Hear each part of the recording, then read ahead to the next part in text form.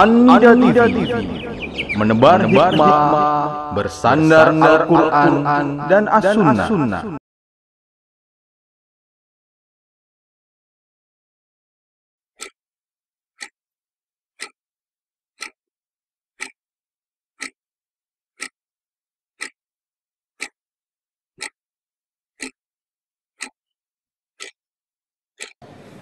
Bismillahirrahmanirrahim. Alhamdulillahirabbil alamin wa sallallahu wasallam wa baraka ala abdihi wa rasulih nabiyina Muhammad wa ala alihi wa sahbihi ajma'in. Amma ba'du. Alhamdulillah, kita bersyukur pada Allah Subhanahu wa taala yang telah memudahkan kita untuk melaksanakan kewajiban seorang muslim, yaitu sholat maghrib berjamaah. Sebelum kita lanjutkan, maka saya ingin bertanya, apa 3 poin yang sudah kita pelajari sebelum sholat maghrib yang bisa menjawab dapat hadiah? Nah, yang pertama, gaya berpikir seorang muslim selalu mendahulukan akhirat, berbeda dengan orang-orang kafir. Dan ini akan berfungsi maksimal nanti dalam kehidupan kita sehari-hari, mengatur waktu, tingkah laku, menghadapi masalah dan semisal. Yang kedua, memikirkan akhirat, selamat dari ujian akhirat adalah kebiasaan para salafus saleh. Yang ketiga, ujian akhirat itu adalah sulit, tidak mudah. Silahkan. Kalau yang jawab tadi salah juga dikasih hadiah. Karena saya bertanya, siapa yang menjawab? Yang benar atau salah bukan urusan. Baik, saya ingin menyambung sedikit. Saya belum puas tadi mengenai tentang kehidupan akhirat. Ujian akhirat itu sulit. Di antaranya masalah hisab. Ya, bukan hisab, bukan. Hisab itu hitungan. Perhitungan dari Allah, permintaan pertanggungjawaban dari Allah Subhanahu. Lihat bagaimana sulitnya hisab.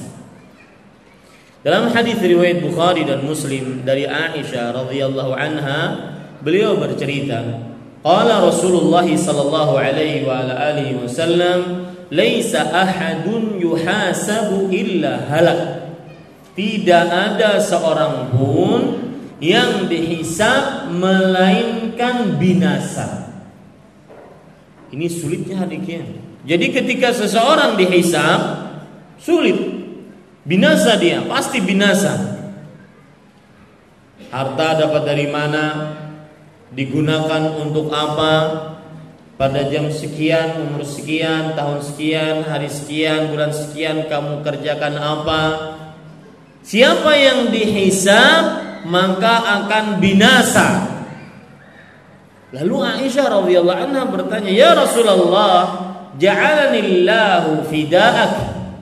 Wahai Rasulullah sallallahu alaihi wasallam, Allah menjadikan aku sebagai tebusan bagimu. Artinya, masa seperti itu? Alaysa yaqulullahu azza wa jal, bukankah Allah Subhanahu wa taala berfirman, "Fa amma man utiya kitabahu bi yaminihi fasawfa yuhasabu hisaban yasira." Adapun orang yang diberikan buku catatannya dari kanannya, maka dihisab dengan hisab yang mudah. Sedangkan tadi Rasul sallallahu alaihi wasallam bersabda, "Man nuqishal hisaba atau laisa ahadun yuhasabu illa halak." Tidak ada seorang pun yang dihisab kecuali akan binasa. Bertentangan enggak? Ada hisab yang mudah, tapi kalau dihisab dia akan binasa. Bertentangan enggak? Bertentangan enggak? Bertentangan. Ya kan? Rasul sallallahu alaihi wasallam bersabda, tidak ada seorang pun yang dihisab melainkan akan binasa. Sedangkan di sana ada hisab yang mudah, berarti nggak binasa. Bertentangan nggak? Bertentangan kan? Bertentangan ayat ini dengan hadis tersebut. Maka Rasul sallallahu alaihi wasallam menjawab, "Dzakal ardu yu'radun wa man nuqishal hisaba halak." Artinya, yang dimaksud dengan fasaufa yuhasabu hisaban yasira adalah seseorang yang diperlihatkan amalnya, dosanya diperlihatkan oleh Allah. Adapun orang yang dihisab oleh Allah Subhanahu wa taala, maka pasti dia binasa. Ini sulitnya hisab. Jadi jangan remehkan hisab Allah Subhanahu wa taala. Padahal kita akan dihisab oleh Allah dari segala macam sisi. Lihat lagi sulitnya hisab dalam hadis riwayat Bukhari dari Abdullah bin Umar radhiyallahu anhuma. Rasul sallallahu alaihi wa ala alihi wasallam bersabda, "Innallaha yudnil mu'mina yaumal qiyamah." Sesungguhnya Allah Subhanahu wa taala mendekat kepada orang beriman pada hari kiamat. Hatta yad'a alaihi kanafah, sampai Allah Subhanahu wa taala meletakkan dia. Diam, kotak itu diam di situ, Mas. Ya. Fa yad'a alaihi kanafah, maka Allah menutupi dia. Fa yayasturuhu rabbuh, dan Allah meliputi dia. Artinya tidak ada antara dia kecuali dia dengan Allah pada saat itu. Lihat, ini pemandangan hisab, Pak. Kemudian Allah berkata, "Ata'rifu dzamba kadza? Ya fulan, wahai fulan, tahu enggak ini dosamu?" Makanya para ulama mengatakan, silahkan beramal, bermaksiat, asalkan sanggup nanti di akhirat mengelak dari permintaan pertanggungjawaban Allah Subhanahu wa taala. Apakah tahu ini dosamu? Kemudian orang tersebut mengatakan, "Na'am, iya Rabbi." Iya wahai Rabb, itu dosamu. "Ata'rifu dzamba kadza?" Tahu enggak ini dosamu yang lain? Diperlihatkan dosanya, enggak bisa ngelak. Dan ini pelajaran bagi kita masing-masing, bahwasanya dimanapun kapanpun kita berdosa pasti akan diperlihatkan oleh Allah. Kita ini kan sangat mudah berpura-pura di hadapan manusia. Bapak kalau tahu, kalau seandainya dosa itu berbau, niscaya Bapak tidak akan pernah bisa duduk di hadapan yang berbicara sekarang. Saking banyaknya dosanya. Cuma Bapak kan tidak tahu dosa yang saya kerjakan. Maka perhatikan hisab ini. Ata'rifu dzambaka, tahu enggak ini dosamu? Iya wahai Allah, itu dosa saya.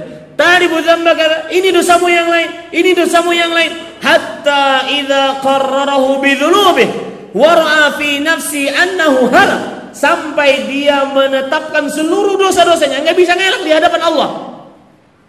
Kemudian dia melihat dirinya, wah ini binasa ini, sudah enggak ada yang lain, semuanya dosa, ini binasa ini. Qala satartuha 'alaika fid dunya wa ana aghfiraha lakal yaum. Aku telah tutupi dosa-dosamu tersebut di dunia. Makanya nikmat Allah yang kadang kita tidak bersyukur, Allah menutupi dosa kita, tidak diketahui oleh orang banyak. Menutupi dosa kita. Dan kata Allah, aku ketika di dunia telah tutupi dosa-dosamu, dan sekarang di akhirat aku ampuni dosamu. Ini Pak, sulit kehidupan akhirat. Dan itu yang disebut oleh Allah Subhanahu wa taala dalam Al-Qur'an, fasaufa yuhasabu hisaban. Allah akan menghisab dengan hisab yang mudah. Hisab yang mudah saja begitu sulit. Makanya kehidupan akhirat itu sulit, Pak, tidak mudah. Baik. Sesudah itu kita masuk kepada poin kajian kita, yaitu kiat agar selamat di akhirat.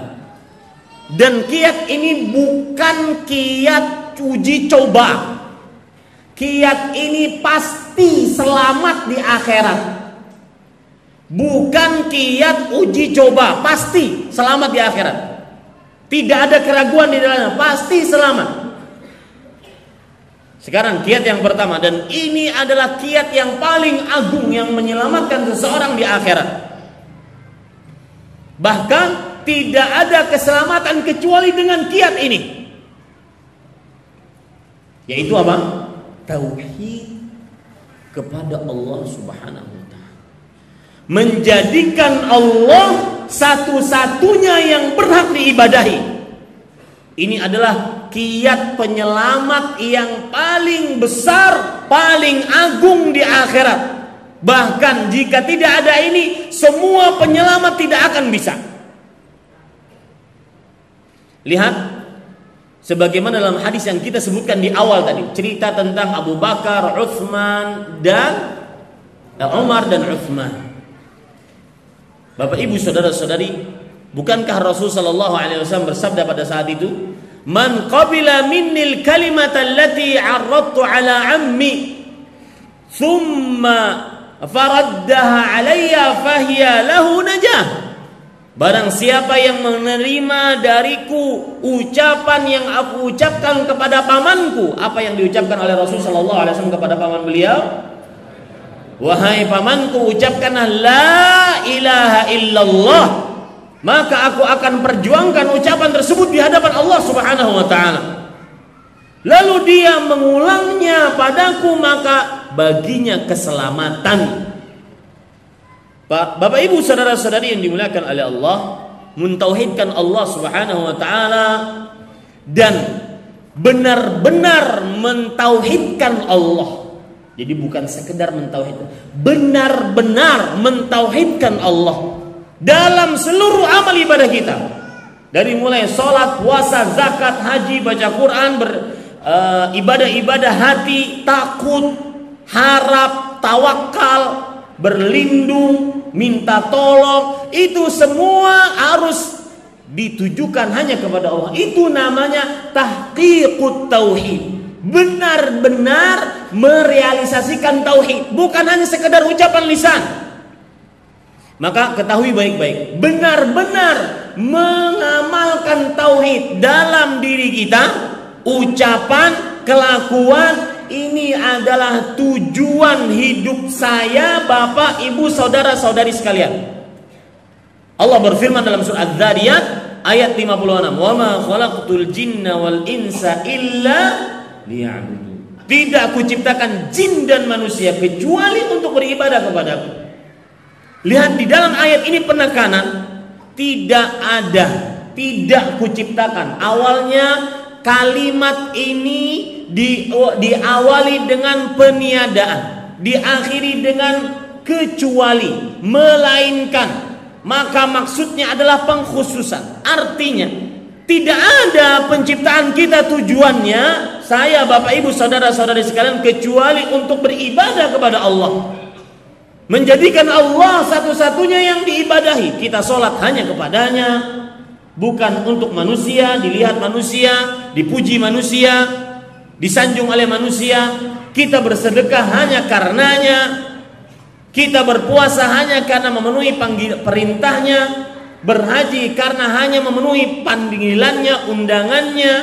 Hanya Allah, murni, tulus hanya karena Allah. Itu adalah tujuan penciptaan kita. Sebagaimana juga disebutkan dalam surat Al-Isra ayat 23, Allah berfirman, "Wa qadha rabbuka alla ta'budu illa iyyah." Rabbmu telah menetapkan, janganlah, lihat diawali dengan apa? Peniadaan. Janganlah kalian beribadah apapun jenisnya kecuali, melainkan. Lihat diakhiri dengan pengecualian yang menunjukkan apa kata saya tadi? Pengkhususan. Kecuali hanya Allah, hanya kepada Allah Subhanahu wa ta'ala. Dan itu perintah Allah. Dalam surah Al-Bayyinat ayat 5, Allah Subhanahu wa ta'ala berfirman, "Wa ma umiru illa liya'budullaha mukhlishina lahu." Mereka tidak diperintahkan kecuali, lihat sama, tidak diperintahkan. Apa di sini? Peniadaan. Tidak diperintahkan kecuali untuk beribadah kepadaku. Makanya para ulama mengatakan tauhid seseorang tidak akan sempurna kecuali dengan 2 rukun. Yang pertama peniadaan yang disebut dengan an-nafyu, peniadaan dari segala macam sembahan. Tidak ada sembahan yang berhak kecuali Allah. Kemudian yang kedua, rukun yang kedua penetapan hanya Allah yang berhak disembah. Tidak ada selain Allah Subhanahu wa taala yang berhak disembah. Tidak akan sempurna iman seseorang kecuali dengan ini. Tidak akan real tauhid seseorang kecuali dengan 2 ini. Penetapan, peniadaan, kemudian apa? Penetapan. Makanya kita mengucapkan asyhadu alla ilaha illallah. Aku bersyahadat tidak ada ilah, sembahan yang berhak disembah. Ini peniadaan. Melainkan Allah, kecuali Allah Subhanahu wa taala. Kemudian para ikhwan yang dirahmati oleh Allah, kalau kita perhatikan ayat-ayat suci Al-Qur'an dan hadis-hadis Rasul sallallahu alaihi wasallam, kita akan dapati tauhid sebagai penyelamat di akhirat dari 2 sisi. Tauhid sebagai penyelamat di akhirat bagi manusia yang bertauhidnya akan mendapatkan keselamatan dari 2 sisi. Yang pertama, keselamatan dengan tauhid dari kekal di dalam neraka. Orang yang bertauhid sebesar apapun dosanya, selama dia tidak mensyirikkan Allah yang itu adalah kebalikan dari tauhid, maka dia akan pasti dikeluarkan dari api neraka kalau dia masuk neraka dan dimasukkan ke dalam surga. Tidak akan mungkin kekal di dalam neraka orang yang bertauhid. Ini penyelamat yang pertama dari tauhid. Jadi tauhid itu sebagai penyelamat dilihat dari 2 sisi. Yang pertama, menyelamatkan seseorang agar tidak kekal di dalam neraka. Yang kedua, yaitu menyelamatkan seseorang. Tauhid menyelamatkan seseorang dari masuk ke dalam neraka. Jadi masuknya saja tidak akan masuk ke dalam neraka orang yang bertauhid kepada Allah Subhanahu wa ta'ala. Coba perhatikan dalil-dalil yang menyebutkan akan hal itu.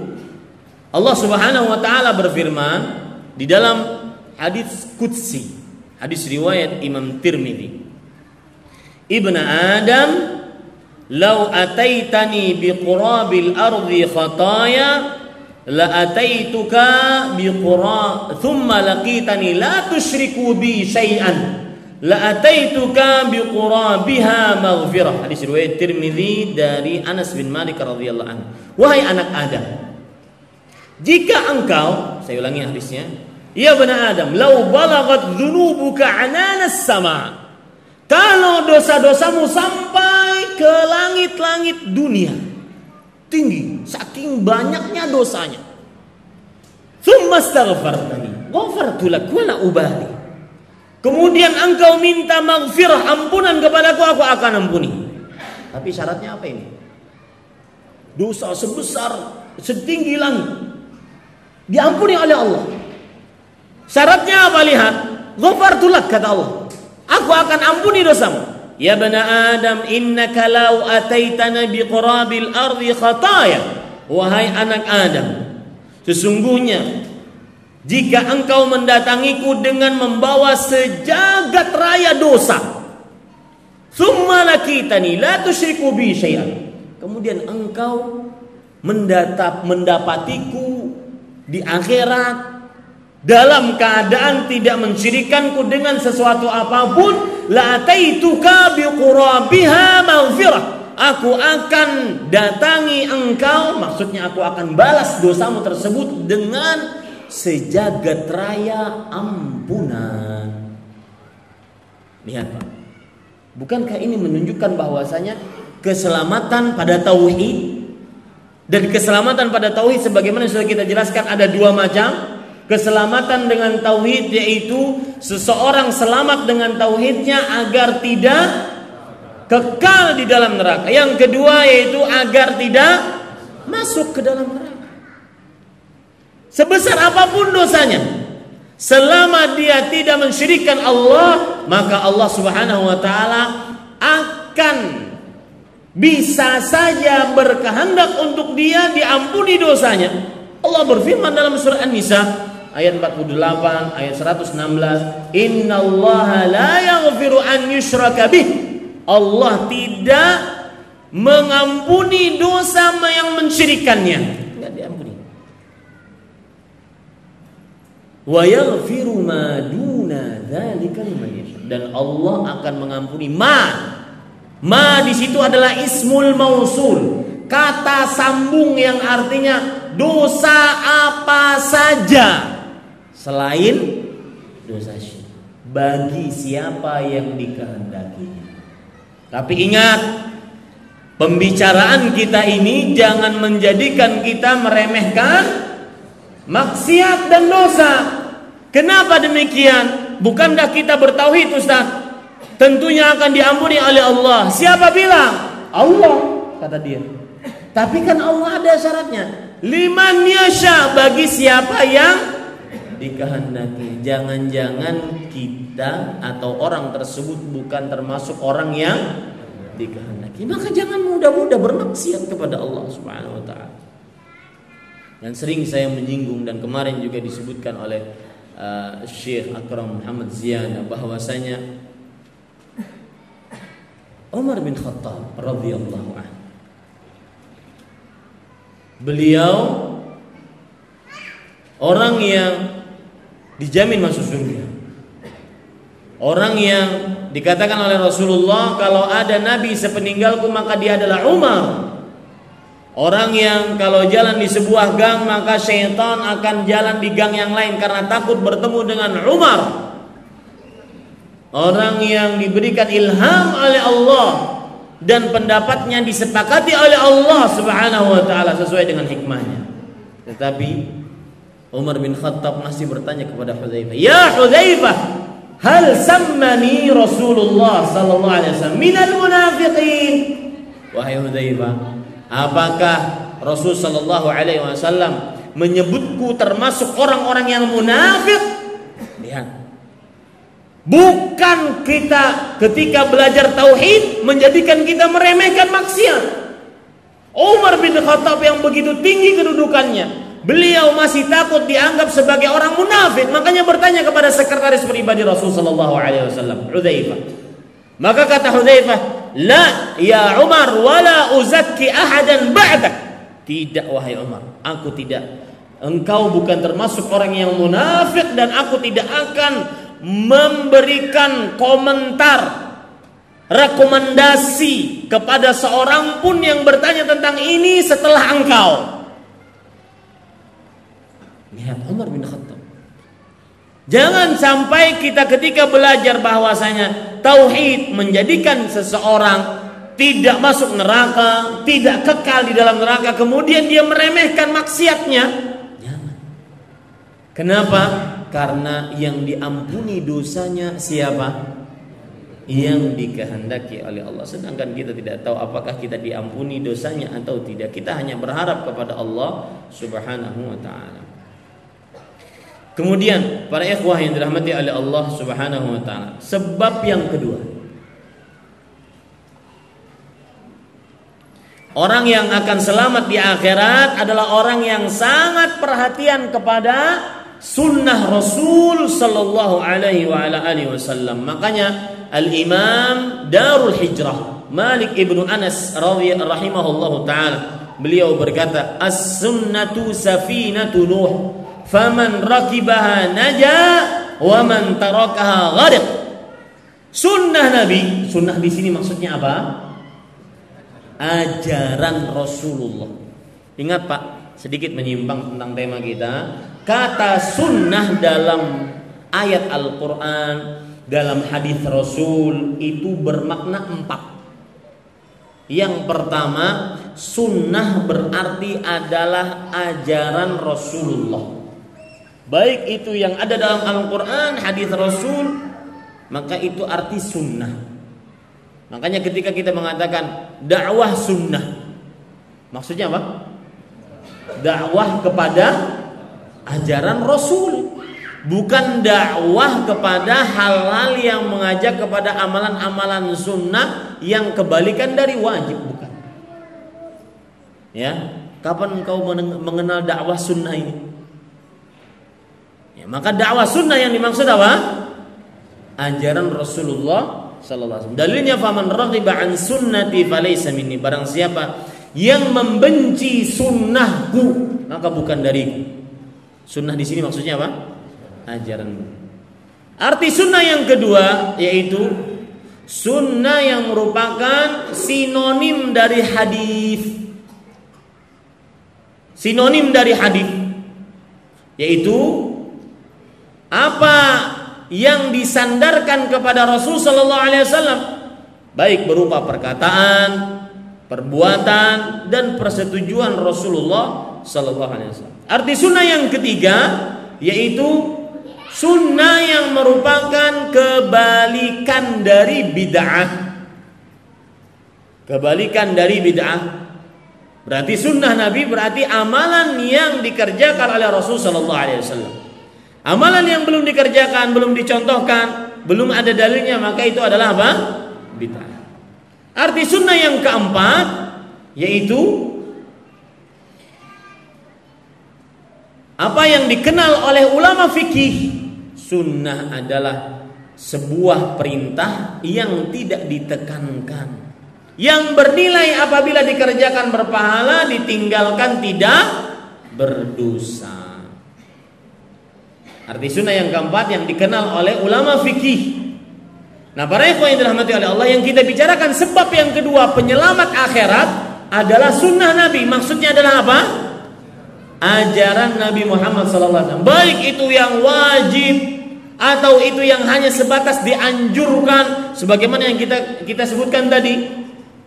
Orang zaman dahulu, para salafus saleh mengerjakan sunnah karena dia adalah sunnah, karena dia adalah apa? Ajaran Rasul.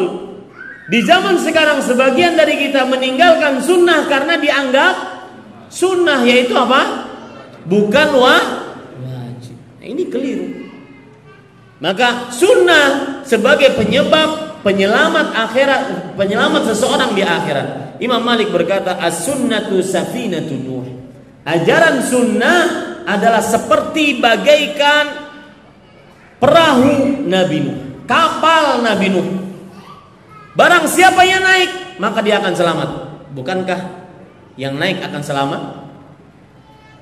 Nabi Nuh disebutkan di dalam Al-Quran, Allah Subhanahu wa ta'ala berfirman, wa qala irkam ma'ana.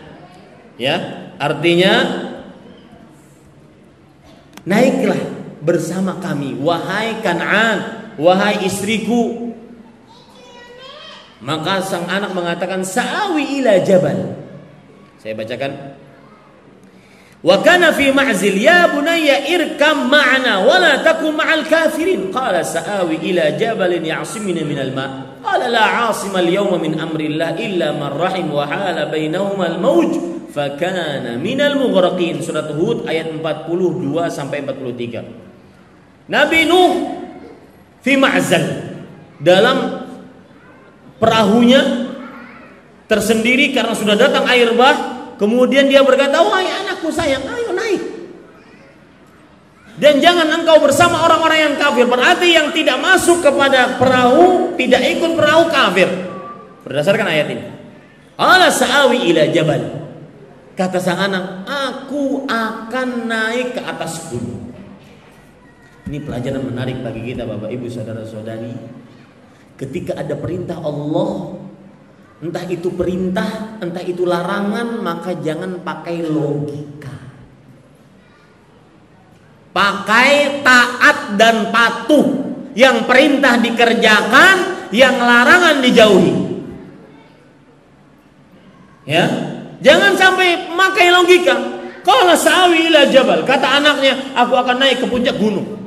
Ini enggak, kita tidak berhadapan dengan kekuasaan manusia. Kita berhadapan dengan kekuasaan Allah yang maha kuat, yang maha perkasa, yang maha kuat. Makanya Nabi Nuh alaihi salam mengatakan, qala la asimal yaum min amrillah. Tidak ada yang selamat, yakin deh.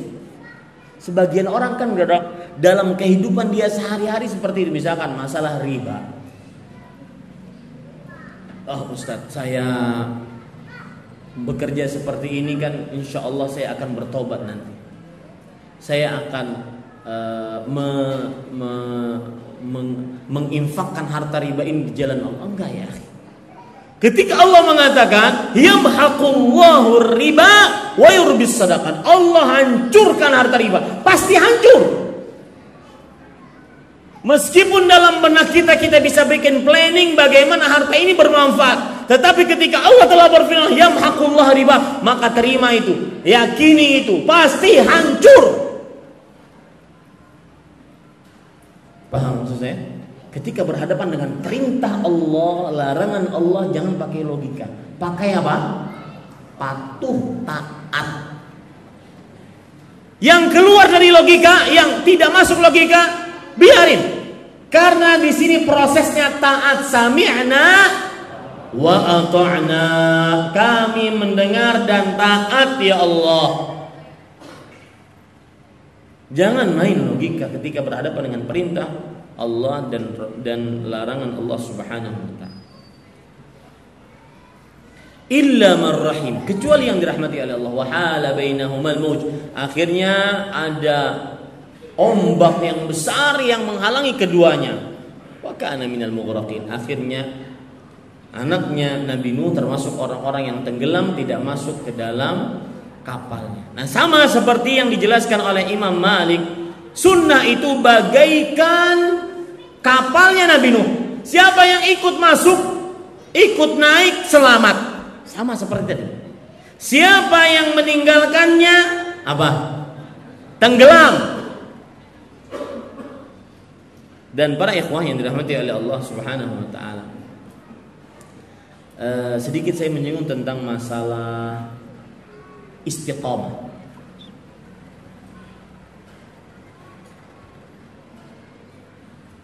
Para ulama menjelaskan, kalau orang ingin istiqamah itu ada dua rukun.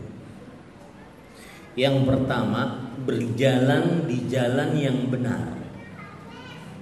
Yang kedua, selalu berjalan di jalan yang benar tersebut.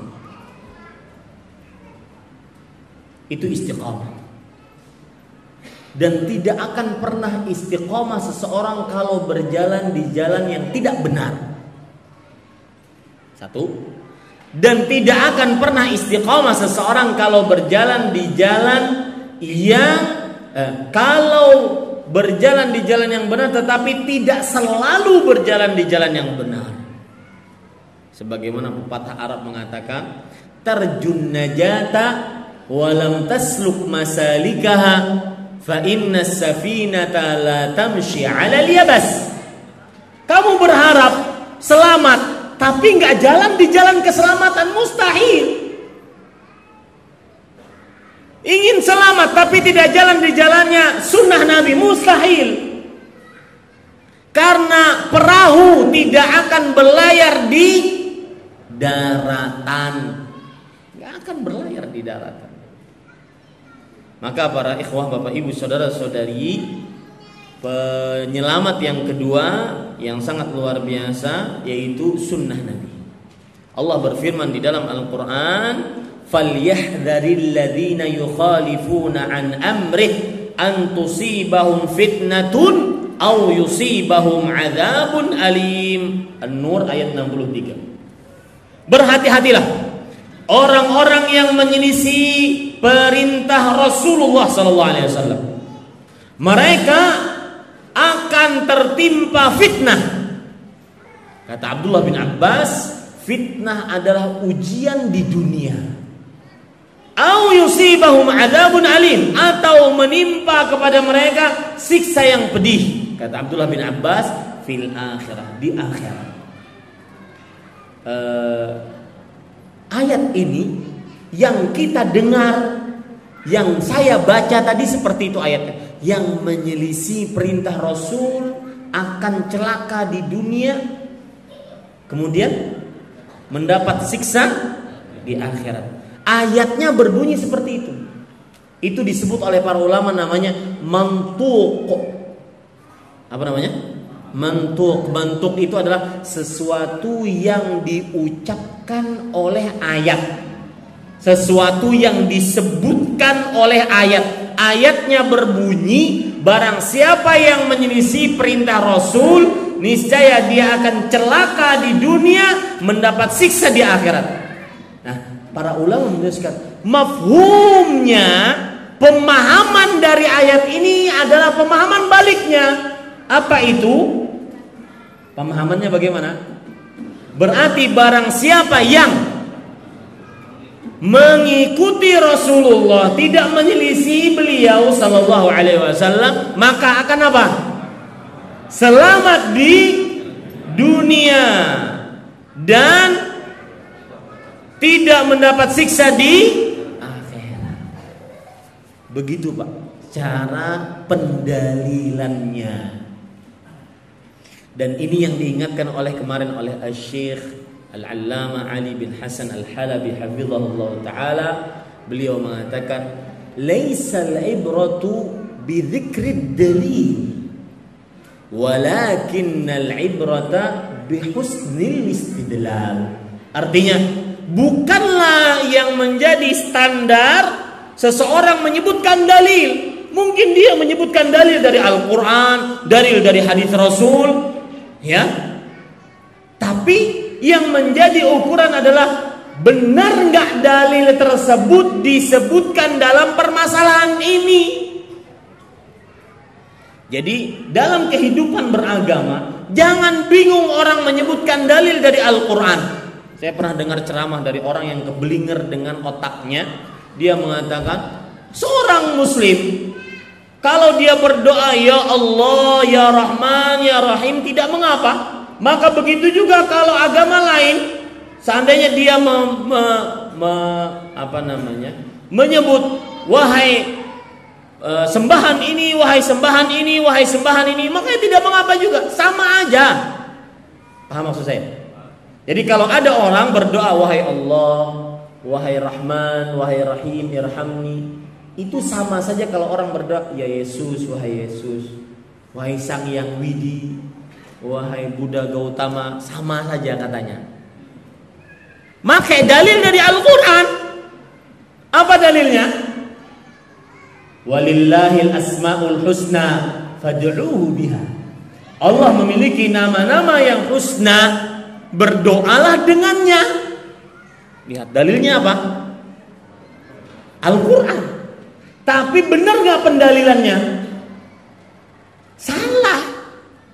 Karena yang dimaksud al-asmaul husna adalah Ar-Rahman, Ar-Rahim, Al-Malik, Al-Quddus, Al-Jabbar, Mutakabbir. Kapan Yesus jadi nama Allah? Paham maksud saya? Nah ini sama seperti yang saya sebutkan tadi.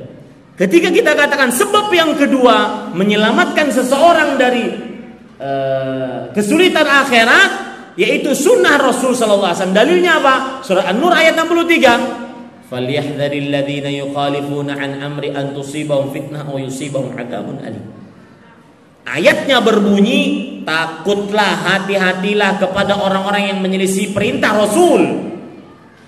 Maka di dunia dia akan dapat siksa, di dunia dia akan dapat kesesatan, di akhirat dia akan dapat siksa yang pedih. Itu yang disebutkan dalam ayat. Pendalilannya bagaimana? Mafhumnya bagaimana? Berarti yang menyelisih, yang mengikuti Rasul apa? Selamat. Ini versi seperti yang disebutkan oleh Allah di dalam surat Toha ayat 1, 2, 3. Faman ittaba'a hudaya fala yadhillu wala yashqa. Siapa yang mengikuti petunjukku, sunnah Rasul sallallahu alaihi wasallam, termasuk petunjuk Allah, maka tidak akan sesat di dunia tidak akan sengsara di akhirat. Berarti selamat dia. Nah, ini dalil yang kedua. Maka Bapak Ibu, saudara-saudari, perhatikan poin yang kedua ini memberikan pelajaran kepada kita. Ingin selamat, jangan sampai melakukan perbuatan yang menyelisih perintah Rasul. Seperti perintah tidak dikerjakan, larangan malah dilanggar. Jangan sampai melakukan perbuatan bid'ah, mengada-ngada dalam agama. Sebagaimana dalam hadis Rasul sallallahu alaihi wasallam, "Man 'amila 'amalan laisa 'alaihi amruna fahuwa radd." Barang siapa yang beramal yang tidak ada contohnya, maka amalannya tersebut tertolak. Apalagi di zaman sekarang. Zaman sekarang itu, Pak, subhanallah. Kita senantiasa sering minta perlindungan kepada Allah. Zaman sekarang ini persis seperti yang disebutkan oleh Rasulullah SAW dalam hadis riwayat Muslim. Badiru bil a'mal, bersegera kalian beramal. Fitanan, sebelum datang keadaan genting. Kaqita'il lailil muzlim, ini malam, di luar itu gelap. Seperti potongan-potongan pada malam yang gelap gulita. Orang misalkan ini tisu putih, tetapi ketika dibawa kegelapan dia akan gelap. Dilipat, dipotong-potong sampai tidak terlihat. Begitulah ujian yang digambarkan oleh Rasulullah di zaman sekarang. Baik itu syahwat, apalagi syubhat. Syahwat terhadap harta, wanita, tahta, syubhat, perkara-perkara agama, menyamakan semua agama. Ini hati-hati. Yang mana kata Rasulullah SAW, gara-gara ini yumsir rajulu mu'minan wa yusbihu kafir. Seseorang pagi hari beriman, sore hari kafir. Sore hari beriman, pagi hari kafir. Kenapa? Yabi'u dinahu bi'aradhin minad dunya. Karena dia menjual agamanya hanya ingin mendapatkan sepotong dari perkara dunia. Bapak Ibu, saudara-saudari, hati-hati perbuatan bid'ah. Baik bid'ah yang berupa pikiran, belum ada di zaman Rasul sallallahu alaihi wasallam. Adanya di zaman sekarang, diperjuangkan orang. Jangan heran, tetaplah di atas perahu. Jangan terombang-ambing. Mathalul mu'min kamathalin nakhlah, kata Rasulullah SAW. Perumpamaan orang beriman seperti perumpamaan pohon kurma yang teguh, kokoh, tidak pernah bengkok, tidak pernah miring, kokoh dia. Kalau sudah dia tumbuh dan meninggi, kokoh, tidak pernah dia akan miring. Begitulah orang beriman. Dapat syubhat begitu banyak, enggak, saya begini. Ini ajaran Rasul. Terutama di zaman sekarang, seperti yang saya bilang tadi. Di zaman sekarang itu, Pak, ini yang saya sebutkan tadi. Semua orang bisa menulis. Sampai penghina agama, menghina Allah, menghina Nabi bisa menyebarkan tulisannya. Dan semua orang bisa membaca. Zaman sekarang.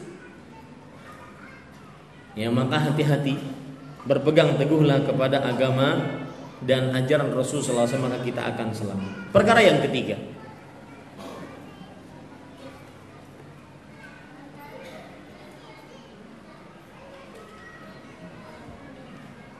taat Allah, taat Rasul, takut kepada Allah, dan bertakwa.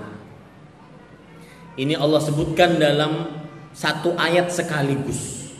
Dan ini masuk penyelamat yang ketiga. 4 hal masuk penyelamat yang ketiga.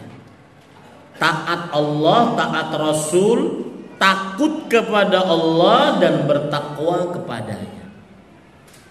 Dalam surah An-Nur ayat 52, Allah Subhanahu wa taala berfirman, "Wa man yuti'illaha wa rasulahu wa yattaqi wa yakhshallaha wa yattaqi faulaika humul faizun." Barang siapa yang taat kepada Allah dan Rasulnya dan takut kepadanya, dan bertakwa kepadanya, merekalah orang-orang yang beruntung, yang selamat. Ini poin ketiga. Apa tadi?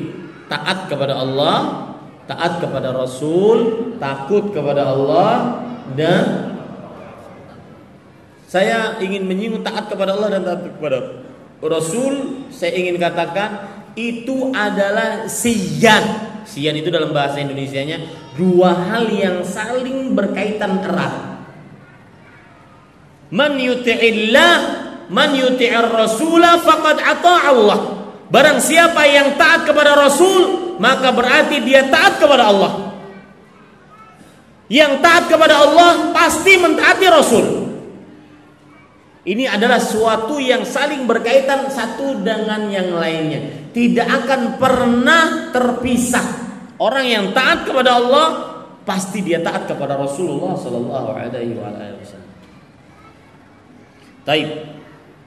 Yang ingin saya tekankan juga pada ayat ini adalah wa yakhshallah, takut kepada Allah. Ini Pak, takut ini amalan hati. Amalan hati yang sangat luar biasa. Allah berfirman di dalam Al-Quran surat Al-Bayyinah di ayat yang terakhir. Saya bacakan sebelum ayat yang terakhir. Innal ladzina amanu wa 'amilus shalihat ulaika hum khairul bariyah. Sesungguhnya orang-orang yang beriman, beramal saleh, mereka adalah apa? Sebaik-baik manusia.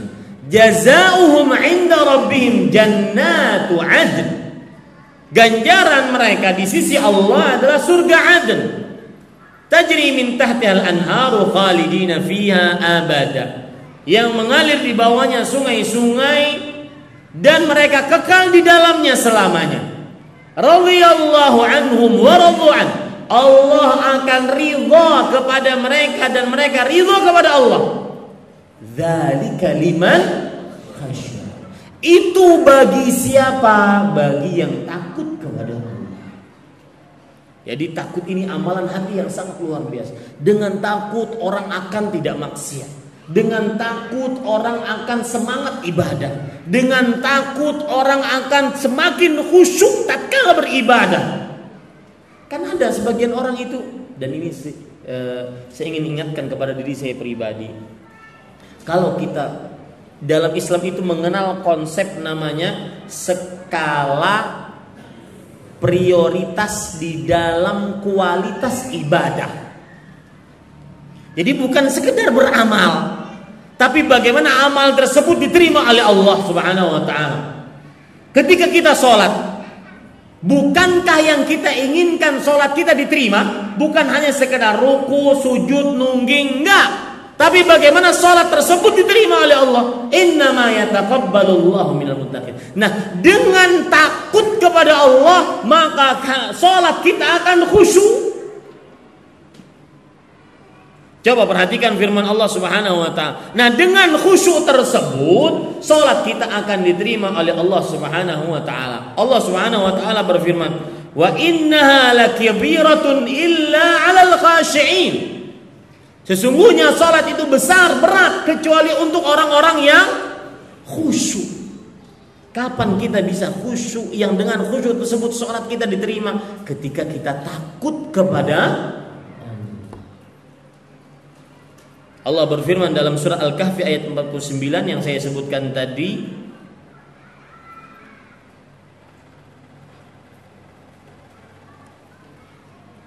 Bukan surah Al-Kahfi.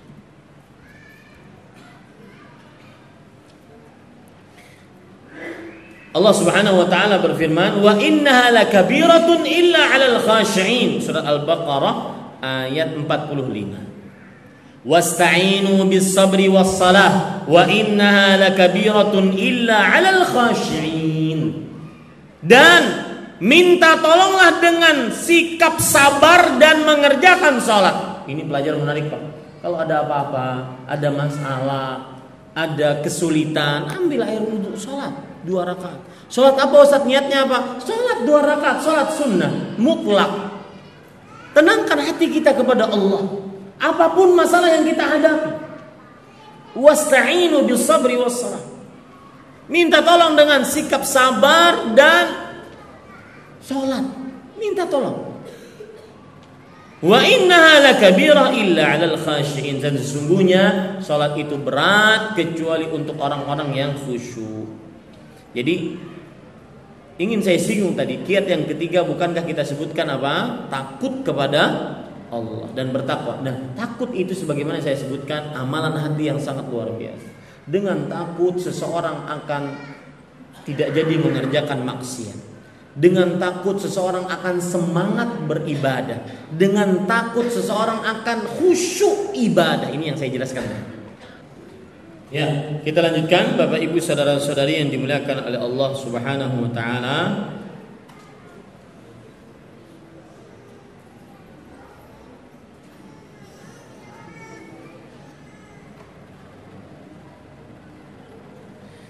Seperti yang kita sebutkan tadi, masalah takut itu sangat bermanfaat. Allah berfirman di dalam surat Fatir ayat 28, "Innama yakhsyallaha min ibadihil ulama'u." Hanya para ulama yang takut kepada Allah Subhanahu wa taala. Ini pujian bagi amalan takut, bahwa tidak ada yang mengerjakan amalan takut kepada Allah kecuali para ulama. Dan para ulama adalah pewarisnya para nabi. Para ulama lebih utama dibandingkan para ahli ibadah. Maka takutlah kepada Allah Subhanahu wa taala. Bagaimana menumbuhkan rasa takut, Ustaz? Takut akan siksanya, takut akan nerakanya. Ini menumbuhkan rasa takut kepada Allah Subhanahu wa taala. Kemudian yang keempat, sebab penyelamat seseorang di akhirat yaitu dalam hadis riwayat Imam Tirmidzi, atau saya sebutkan dulu. Yang pertama, ini ada 3 juga. Yang pertama, menjaga lisan. Yang kedua, selalu tetap di rumah, tidak banyak keluar rumah. Yang ketiga, menangisi dosa-dosa.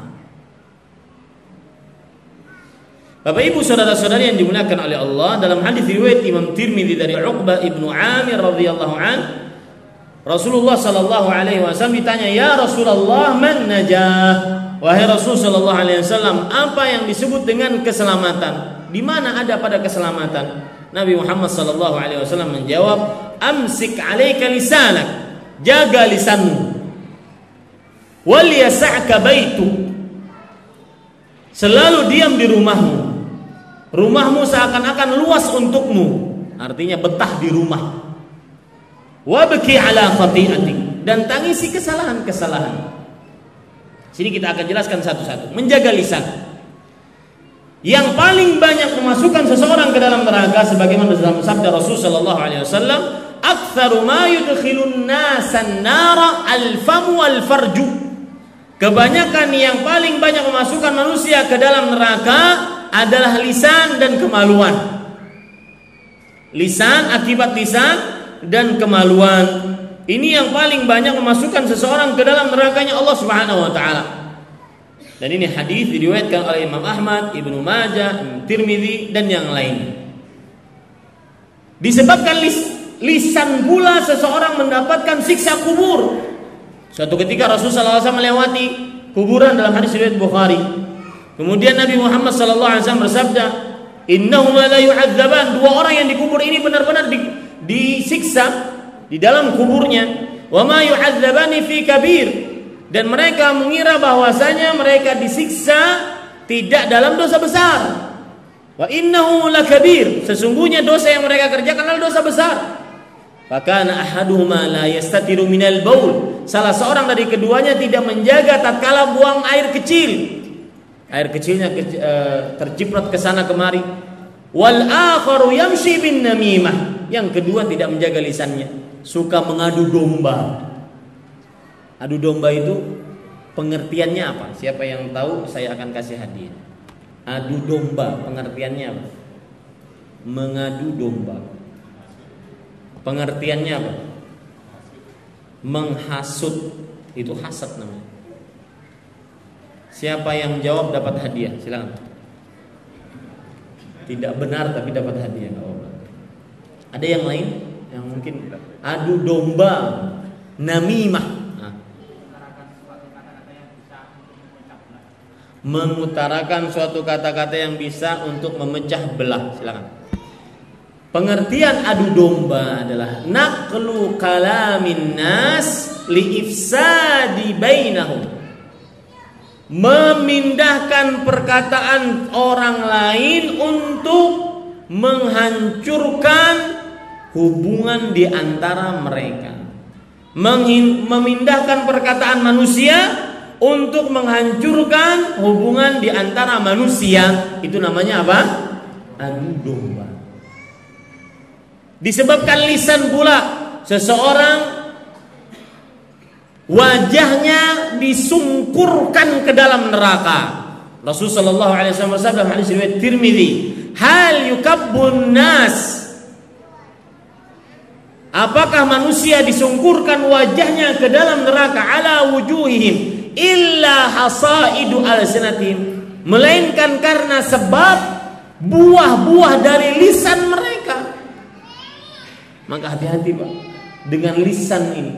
Ini penyakit manusia adalah dia tidak menjaga lisan. Mungkin jenggotan, peci, kemana-mana dibawa, baju koko, ya, kemudian tidak mau pakai celana kecuali celananya tidak isbal, celananya kain, tidak mau pakai celana jin karena takut sama jin,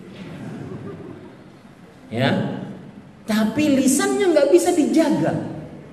Nah ini hati-hati. Imam Ibnu Qayyim al-Jauziyah mengatakan bahwasanya seseorang kadang-kadang dia wara, menjaga mata, telinga, tangan, kaki, kemaluan, menjaga mulut dari makan-makan yang haram, ahli ibadah, tetapi tidak bisa menjaga lisan. Maka hati-hati. Dan lisan ini penghapus dosa, penghapus pahala. Lisan penghapus pahala. Akibat lisan seseorang menjadi muflis, bangkrut, rugi di akhirat akibat lisannya. Kemudian yang kedua yaitu Rasulullah SAW bersabda, amsik alaika wal yas'aka baitu, hendaknya rumahmu luas untukmu. Kenapa demikian? Karena di luar rumah banyak godaan, banyak ujian, banyak hal-hal yang genting. Sedangkan manusia ini tabiatnya ingin mengetahui. Coba lihat saja tabrakan di jalan, ya, ingin berhenti. Apa sih? Siapa yang ketabrak? Bagaimana keadaannya? Kan begitu. Makanya Rasul sallallahu alaihi wasallam bersabda, "Innas sa'ida laman junnibal fitan." Sesungguhnya orang yang bahagia, beruntung, selamat adalah orang yang dijauhkan dari ujian dengan cara dia tetap di rumahnya. Tapi di zaman sekarang muskilah Pak, rumah. Di rumah pun ada ujiannya, bahkan berat. Televisi, internet. Orang telanjang kita tidak usah lihat di luar rumah. Di dalam televisi ada, di internet ada, jangan dicari. Ya, ini para satu klik dapat ujian, godaan di rumah. Makanya ketika hadis Rasul tadi, wal yasaka baituk, hendaknya rumahmu luas, kamu selalu merasa nyaman di rumah. Ini maksudnya adalah ketika tidak ada ujian-ujian di dalam rumah. Kadang-kadang di dalam rumah ujiannya lebih berat dibandingkan di luar rumah. Dibandingkan Masjid Nidaul Fitrah. Di dalam Masjid Nidaul Fitrah terkenal sebagai ahli ibadah, sering ikut kajian, paling depan, pakai peci kemana-mana, baju koko dibawa kemana-mana, jenggot dibawa kemana-mana. Kalau sudah masuk rumah, peci dilepas, baju takwanya dilepas, jenggotnya lepas. Apa yang ditonton? Sinetron, episode terakhir lagi. ya, sinetron India, film-film macam-macam. Maka Bapak Ibu saudara-saudari yang dimuliakan oleh Allah, hati-hati. Kadang ujian ada di dalam rumah kita. Makanya si fulan ini tatkala ada orang yang mau bertamu ke rumahnya, dia nggak mau. Pak, di mana rumahnya? Oh, ada di sana di Sidoarjo. Saya ke sana ya, Pak. Enggak usah deh. Kenapa? Karena di rumah setiap kali ada tamu, Assalamualaikum, Waalaikumsalam. Pak Haji ada? Ada. Matikan cepat, ada tamu. Nanti ketahuan kita lepas jenggotnya. Enggak jujur imannya, ya. Dan iman yang tidak jujur masuk ke dalam hadis Rasul sallallahu ke dalam ayat Al-Qur'an, yastakhfuna minan nas wala yastakhfuna minallah. Mereka lebih takut kepada manusia dan tidak takut kepada Allah Subhanahu wa taala. Apa yang didapat oleh orang-orang seperti ini? Lebih takut dipandang oleh manusia dibandingkan takut dipandang oleh Allah Subhanahu wa taala. Maka perhatikan, Allah Subhanahu wa taala berfirman, "Wa huwa ma'ahum idh yubayyituna ma la yarda minal qaul wa kana Allah bima ya'maluna muhita." Padahal Allah bersama mereka. Inilah yang dikatakan oleh para ulama salaf dahulu, la taj'alillah ahwanan nadhirina ilaih. Jangan engkau jadikan Allah zat yang paling hina, paling remeh melihatmu. Kalau dilihat manusia takut, tapi dilihat oleh Allah enggak takut. Itu disebutkan oleh Allah dalam surah An-Nisa ayat 108. Yang ketiga, kiatnya tadi apa? Yaitu wabki ala khati'atik. Tangisi kesalahan. Menangis karena Allah itu amal ibadah. Garis bawah itu baik-baik. Menangis karena Allah itu amal ibadah yang sangat agung. Nabi Muhammad sallallahu alaihi wasallam pernah bersabda, "Lan yalijan nar ainun bakat min khasyatillah." Tidak akan pernah masuk ke dalam neraka sebuah mata yang menangis karena Allah.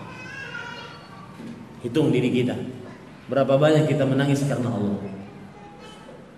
Seorang pernah menangis karena Allah Subhanahu wa taala ketika ditanya, "Kenapa lamaran saya Ustaz 21 kali ditolak?" Ini bukan nangis karena Allah namanya. Ya, menangis karena lamarannya ditolak. Sedikit menyimpang tentang masalah doa yang sangat luar biasa.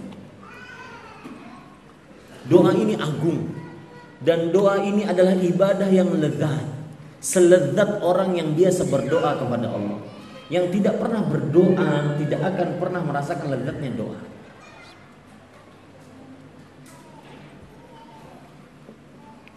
Allah berfirman di dalam Al-Quran tentang Nabi Zakaria.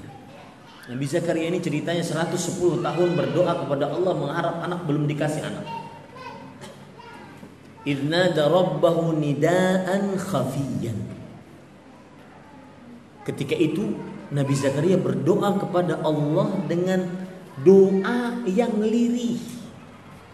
Doa yang lirih, suaranya rendah. Imam Ibnu Katsir ketika menjelaskan ini, kenapa beliau berdoa dengan suara yang rendah? Salah satu penyebabnya adalah, sebelum saya sebutkan adalahnya, saya ingin menggambarkan sebuah potret. Ada orang datang masjid, saya duduk di sini, ada orang datang tua renta, pakai kursi roda, umurnya mungkin 80 tahun. Sholat di atas kursi roda. Setelah sholat, persis di samping kanan saya misalnya. Setelah sholat, si fulan ini yang sudah tua renta ini mengangkat tangan berdoa. Dalam hati saya apa? Paling minta husnul khotimah, kuburan dilapangkan, kemudian kuburan diberikan cahaya, paling kan begitu. Karena sudah tua renta, sudah bau tanah. Ternyata ketika berdoa apa? Ya Allah, mudahkan lamaran saya hari ini. ingin melamar gadis 17 tahun. Cocok nggak kalau dia teriak-teriak dalam doanya? Itu persis seperti Nabi Zakaria alaihissalam. Ketika beliau berdoa minta anak dalam keadaan umur sudah 110 tahun, tua renta, istrinya menopause, masa cocok minta anak? Makanya disebutkan salah satu penyebabnya adalah berdoa dengan suara yang agar tidak dapat ejekan dari orang kampungnya. Tapi tetap berdoa. Jangan sampai seperti orang, wahai fulan, sudah punya anak belum? Belum. Sudah berapa tahun nikah? 5 tahun. Sudah doa belum? Sudah Ustaz. 2 tahun saya berdoa. Emang kenapa kalau 2 tahun berdoa? Habis itu selesai nggak boleh berdoa lagi? Sudah cukup? Enggak ya. Terus berdoa. Kadang orang berdoa 2 tahun dikabulkannya 10 tahun kemudian. Karena hikmah Allah yang lebih mengetahui itu lebih cocok bagi kita atau tidak. Paham maksud saya? Baik. Maka Bapak Ibu saudara-saudari yang dimuliakan oleh Allah Subhanahu wa taala, perhatikan baik-baik yang ketiga yaitu wabki ala khati'at. Menangis atas kesalahan. Menangis karena Allah ini adalah ibadah sangat agung. Siapa yang belum pernah menangis karena Allah, maka berusahalah untuk takut kepada Allah agar bisa menangis karena Allah. Ibadah yang sangat agung yang tidak keluar kecuali dari orang-orang yang lembut hatinya karena dia takut kepada Allah Subhanahu wa taala. Sebab penyebab yang selamat yang kelima yaitu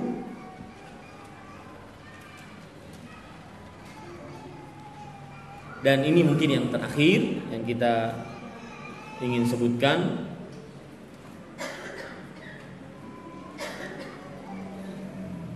tidak ujub dengan amal.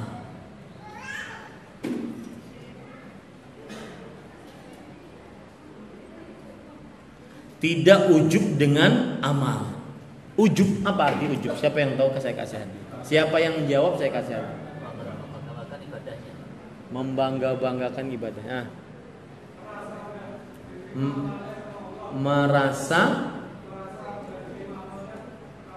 Merasa diterima amal ibadahnya karena Allah. Nah,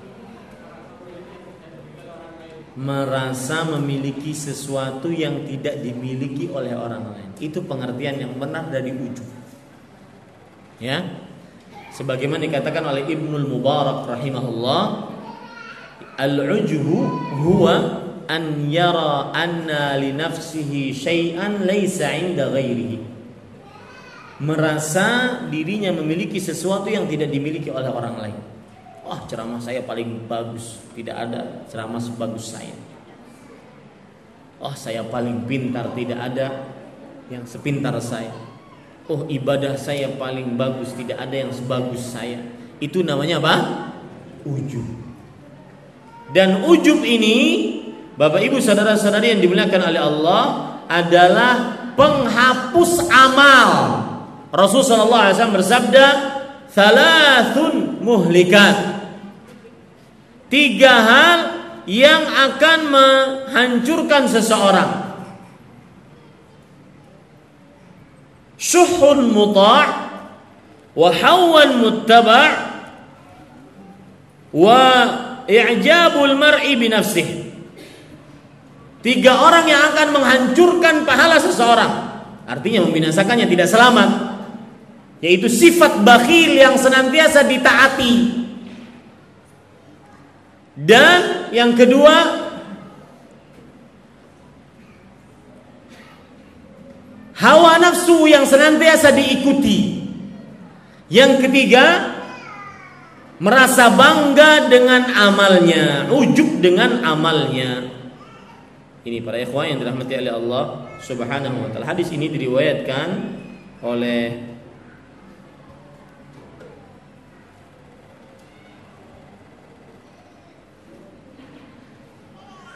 Imam Al-Bazzar di dalam kitab Musnad Al-Bazzar. Baik, Bapak Ibu saudara-saudari yang dimuliakan oleh Allah Subhanahu wa taala, ujub kenapa bukan penyelamat di akhirat, malah penyengsara di akhirat? Makanya kiat yang kelima, tidak ujub dengan amalnya. Salah satu sebabnya adalah dengan ujub seseorang akhirnya malas untuk ibadah.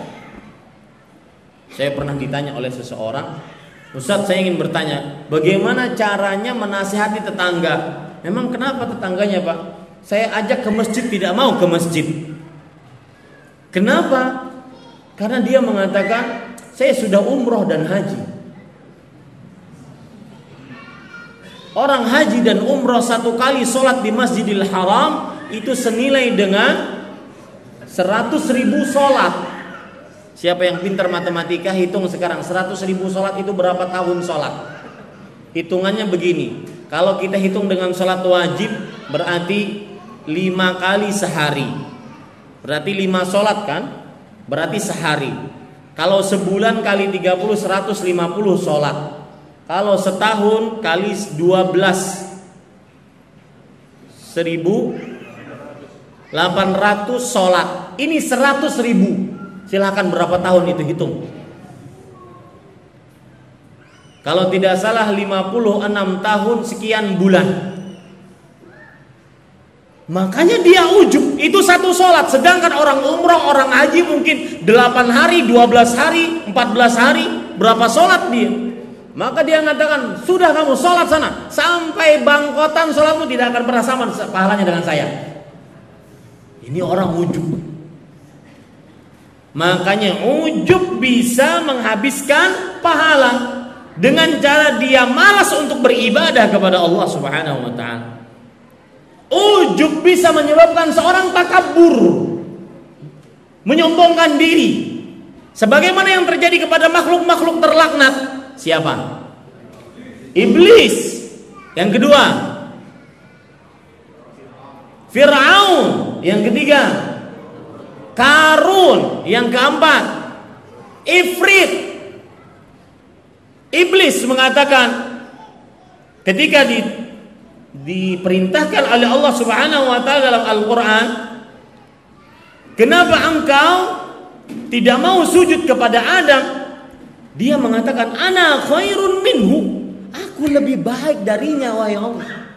Khalaqtani min nar wa khalaqtahu min tin. Engkau telah ciptakan aku dari api dan dia engkau telah ciptakan dari tanah. Aku lebih baik. Ujub, menumbuhkan sifat sombong. Ya. Kemudian itu disebutkan oleh Allah dalam surat Al-A'raf ayat 12 dan juga disebutkan dalam surat Shad ayat 76. Fir'aun ujub dengan kekuasaannya, akhirnya sombong juga. Dia mengatakan, ana rabbukumul, aku Rabb kalian yang paling tinggi. Sebelum ini 40 tahun sebelum dia membuat statement itu, dia mengatakan, ma'alimtu lakum min ilahin ghairi, aku tidak mengenal ada sembahan yang berhak disembah selainku. Ujub dia. Itu Fir'aun. Qarun, ketika orang-orang menginginkan harta seperti Qarun, lihat Allah Subhanahu wa taala berfirman di dalam Al-Qur'an, ya laitalana mithla ma utiya Qarun. Kata orang-orang, alangkah indahnya kalau kita memiliki harta sebagaimana banyaknya harta si Qarun. Disebutkan oleh Allah dalam surat Al-Qasas ayat 79. Maka dengan harta yang banyak dia ujub, akhirnya dia sombong. Dia mengatakan, innama utitu ala ilmin indi, yang aku dapatkan ini karena harta yang aku miliki. Ujub bisa menyebutkan sombong. Ujub dari Ifrit, ayat yang saya sebutkan tadi soal Qasas ya. Ifrit ujub dan akhirnya dia sombong. Dia mengatakan kepada Nabi Sulaiman, ana atika bi qabla an taquma min maqamik, aku bisa mendatangkan istana Ratu Bilqis sebelum engkau begini bangun dari tempat tidurmu. Maka apa yang terjadi? Yang terjadi Bapak Ibu saudara-saudari, dia mengatakan, Wa inni alaihi laqawiyyun amin. Aku kuat atas itu. Ujub menimbulkan sifat sombong. Dan menurut penelitian Bapak Ibu, perhatikan baik-baik, terutama orang-orang yang diberikan kelebihan wajah yang ganteng, wajah yang cantik, kelebihan otak yang cerdas, kelebihan harta, kelebihan kekuasaan, kelebihan macam-macam kelebihan, bahkan sampai kelebihan berat badan. Hati-hati sifat ujub yang menumbuhkan kesombongan. Ya. Ini para ikhwah yang dirahmati oleh Allah Subhanahu. Semuanya itu akan, dan penyakit ujub satu obatnya. Sandarkan semua kelebihan kepada Allah. Sebagaimana orang yang berilmu ketika dia bisa mendatangkan istana Ratu Bilqis lebih cepat dibandingkan Ifrit. Apa dia katakan? Falamma ra'ahu mustaqirran indah. Ketika istana Ratu Bilqis ada sebelum mata Nabi Sulaiman berkedip, maka orang tersebut mengatakan, "Hadza min fadli Rabbi." Ini yang saya lakukan semua karena ada pesan menarik, Pak. Mungkin yang sudah melihat roja saya ulangi tidak mengapa. Ketika kita daurah di Imam Bukhari di Sukoharjo, Solo, kita dapat pesan dari Syekh Ibrahim bin Amir Ruhaili. Beliau bercerita, dan ini menghilangkan sifat ujub. Beliau mengatakan, "Adz-dzambu alladzi fa'altahu huwa dzambuka 'indallah walau madahaka jami'un nas." Dosa yang kamu kerjakan, baik itu meninggalkan kewajiban, melanggar larangan, itu adalah dosamu di sisi Allah, meskipun seluruh manusia memujimu. Paham, Pak? Saya ulangi. Dosa yang orang kerjakan, misalkan si fulan ini ninggalin sholat, si fulan ini tidak puasa Ramadan, si fulan ini makan harta riba, si fulan ini tidak berbuat baik kepada orang tua, kepada istri anak, itu dosa tetap di sisi Allah, meskipun si fulan ini dianggap orang yang terhormat di tengah masyarakat, alim besar, ustadz kabir, tetap dosa di sisi Allah, meskipun seluruh manusia memujinya, tetap dia berdosa kalau dia tidak minta ampun kepada Allah. Ini semua membuat kita tidak ujub kepada amal ibadah. Sandarkan semua amal ibadah hanya kepada Allah. Maka Bapak Ibu saudara-saudari, mudah-mudahan ini bermanfaat. Mohon maaf kalau waktunya terlalu lama. Apa yang baik dari Allah Subhanahu wa taala, apa yang buruk itu dari saya pribadi. Wa sallallahu nabiyana Muhammad walhamdulillah rabbil alamin.